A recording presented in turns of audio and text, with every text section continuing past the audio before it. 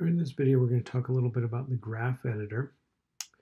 And what we're going to do is bring this volleyball image into our comp.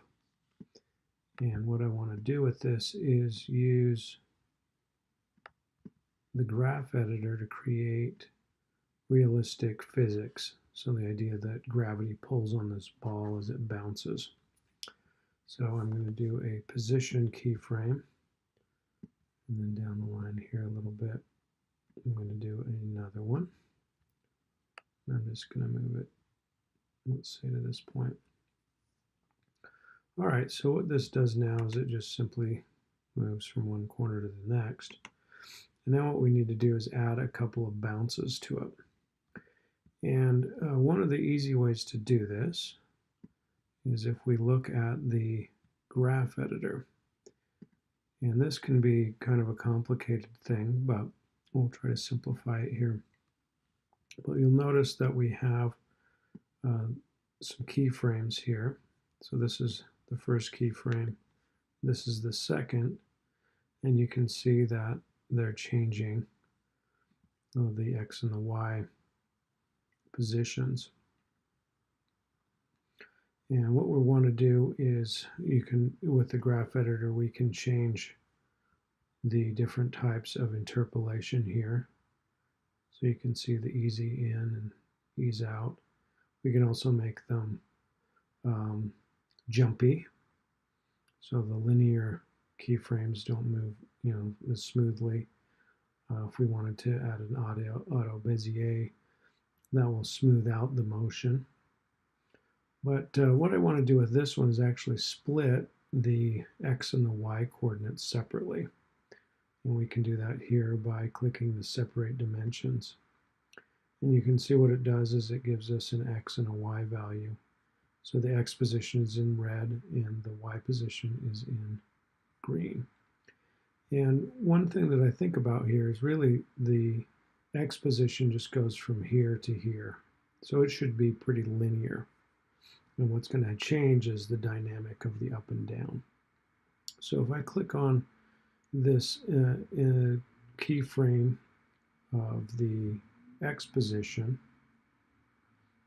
I can change this to a linear keyframe, which makes it a straight line. I want to do the same thing on this edge. So two linear keyframes. So this is going to be one straight line.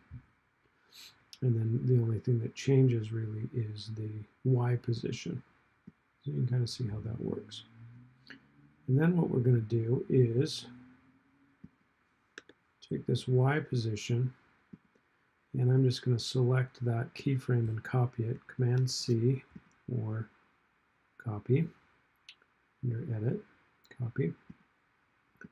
And then move it down the timeline a little bit. And I'm going to set another keyframe there. So I'm just going to hit paste. And it's going to basically keep a keyframe for the Y position, not the X, because the X is constant. And we don't really want to change that. I'm going to do one more, say about here. And what it's doing is it's copying those keyframes. So if I hit play here, you can see it basically just kind of runs across the floor. And what I want to do now is use the graph editor to create the dynamics of that bounce. And so we're going to adjust the graph on these keyframes. So if we zoom in on this a little bit, we can see that we have some of these Bezier arms. And you can see that I can kind of pull these out and create softer transitions.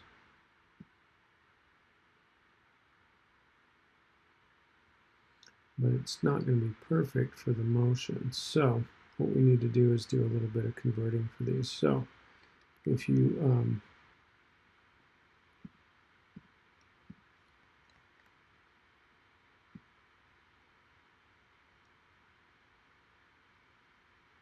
can see,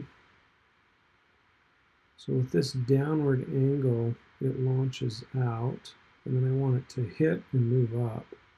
So really, I don't want this to be a smooth curve. I want it to go up and then down.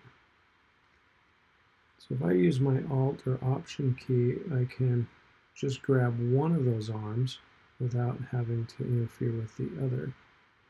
And you can see it starts to create, I'm looking at my motion path now. So we can do maybe a similar thing here. So I can just do my Alt or Option click and bring that down a little bit.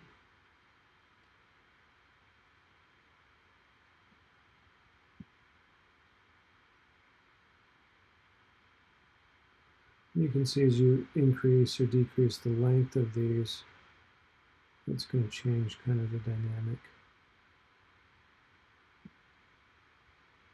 and how those work.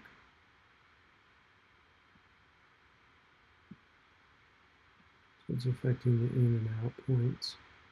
And you'll also notice that, as I zoom in here, that the dots are getting closer together. So that means that the motion is going to slow down and then speed up, slow down, and speed up. So it's going to flow pretty well. So let's see how that looks.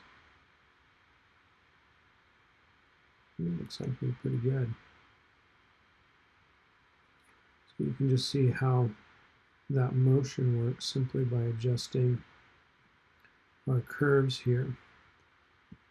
So we can control the motion and interpolation values as they come in and out of the points, or our keyframes, I should say. So that's the basics of the graph editor, and you can add other parameters to it. It doesn't just have to be position, but you can add graphs to any of the parameters you want to look at this. So it gives you the option of really fine-tuning the animation in between each one of those keyframes, so you can get really nuanced.